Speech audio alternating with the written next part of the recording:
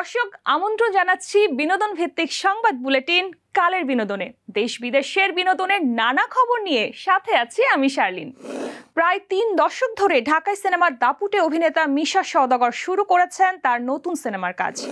হুমায়ূন আহমেদের উপন্যাস কিছুক্ষণ আসছে বড় পর্দায়। প্রায় ৩ দশকেরও বেশি সময় ধরে ঢাকাই সিনেমায় দাপুটের সঙ্গে অভিনয় করে যাচ্ছেন মিশা সওদাগর। অভিনয়ের ঝুলিতে আছে প্রায় ৮ শতাধিক বাংলা সিনেমা। খলনায়কের চরিত্রে অভিনয় করেও তিনি দর্শকদের ভালোবাসা কুড়িয়েছেন।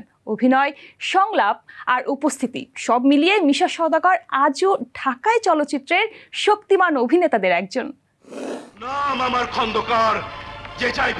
প্রায় ৩ দশকের বেশি সময় ধরে ঢাকাই সিনেমায় দাপটের সঙ্গে অভিনয় করে যাচ্ছেন মিশা সওদাগর। অভিনয়ের ঝুলিতে আছে প্রায় ৮ শতাধিকেরও বেশি বাংলা সিনেমা। বললাম একবার যদি বলি ফেলি সেটা জীবন দিয়েও সেটা রাখার চেষ্টা করি। শুধু তাই নয়, গত কয়েক বছর ধরে সর্বাধিক মুক্তিপ্রাপ্ত সিনেমার তালিকায় আছে এই অভিনেতার নাম।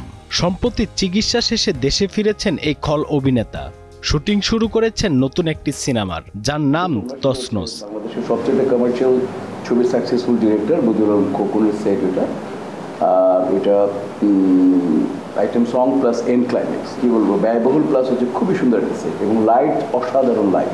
প্রায়শই শিল্পীদের মৃত্যুর গুঞ্জন নিয়ে সরব হয় সোশ্যাল মিডিয়া।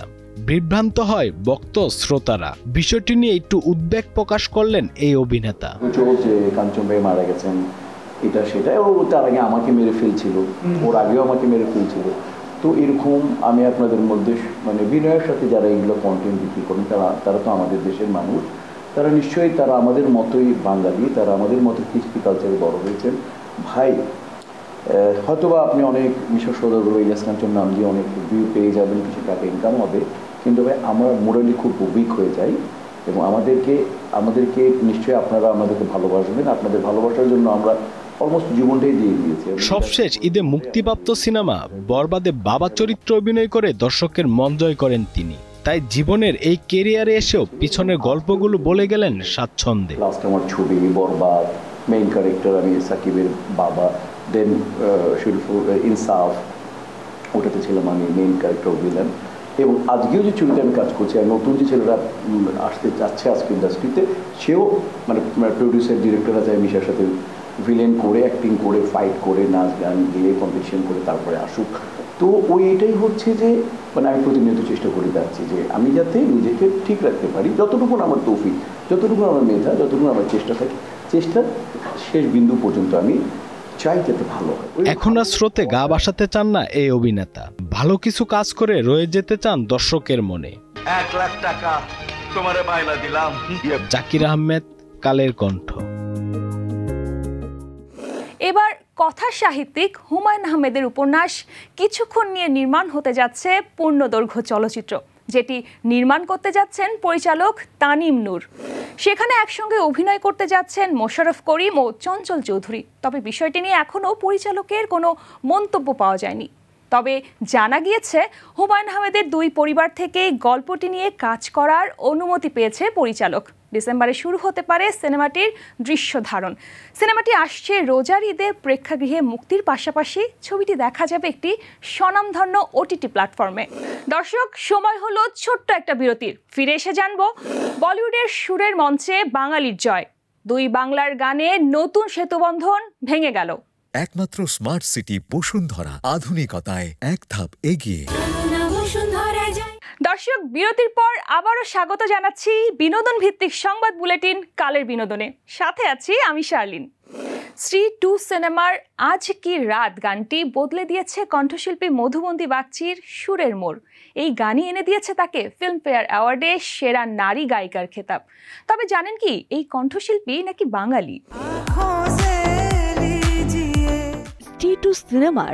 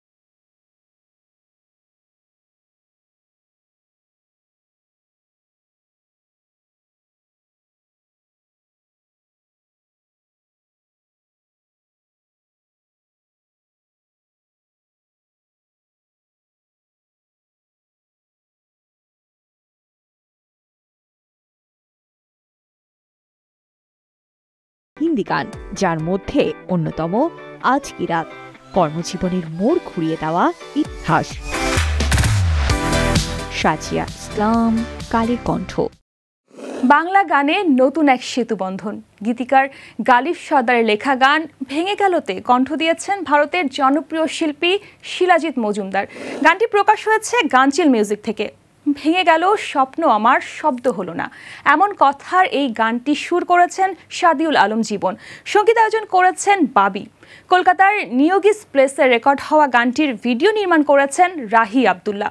দীর্ঘ 2 দশকের সম্পর্ক থাকা সত্ত্বেও এবারই প্রথম গালিবের গানে শিলাজিৎ। গীতিকারের ভাষায় এই গানটি সুরে ছন্দে শিলাজিৎই ছিল সবচেয়ে মানানসই। 90 দশকের জনপ্রিয় কণ্ঠশিল্পী শিলাজিতের গানে ভেঙে গেল যেন ফিরিয়ে এনেছে সেই পুরনো নস্টালজিয়া। দর্শক, সময় হলো ছোট্ট একটা বিরতির। ফিরে এসে জানবো গায়ের রং যেটাই হোক, তুমি স্টাইল আইকন। একমাত্র স্মার্ট সিটি বসুন্ধরা, আধুনিকতায় এক ধাপ এগিয়ে। দর্শক, বিরতির পর আবারও স্বাগত বিনোদন ভিত্তিক সংবাদ বুলেটিন কালের বিনোদনে। সাথে আছে আমি শার্লিন। ফ্যাশন মানে শুধু ট্রেন্ডে গা ভাসানো নয়, এটা হলো একজন মানুষের স্টাইল, স্বভাব আর নিজের মতো করে বাঁচার গল্প। কে কবে কোন রং পরবে সেটা কি গায়ের রং ঠিক করে দেবে? একদমই না।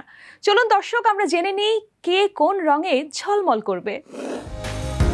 এই যে তোমার গায়ের রং তো একেবারে কালো, এই রঙের পোশাক একদম মানাবে না তোমাকে।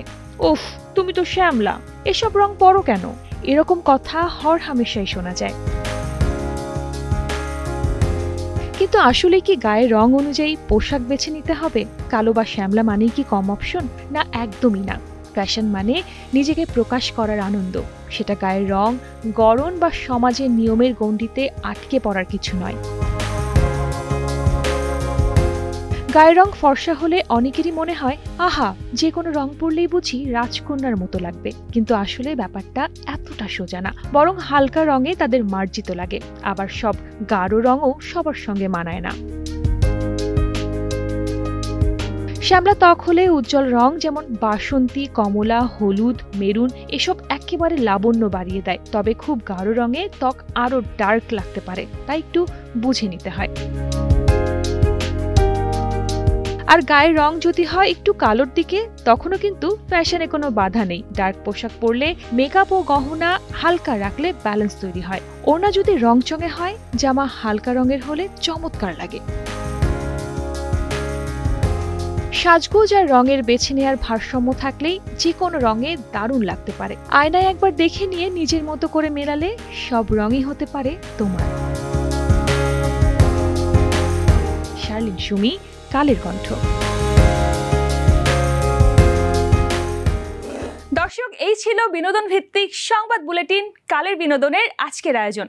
বিনোদন ও লাইফস্টাইলের সব খবর জানতে ভিজিট করুন আমাদের ফেসবুক পেজ ও ইউটিউব চ্যানেলে। কাল ঠিক একই সময়ে আবারও দেখা হবে। ততক্ষণ পর্যন্ত ভালো থাকুন, কালের কণ্ঠের সাথেই থাকুন।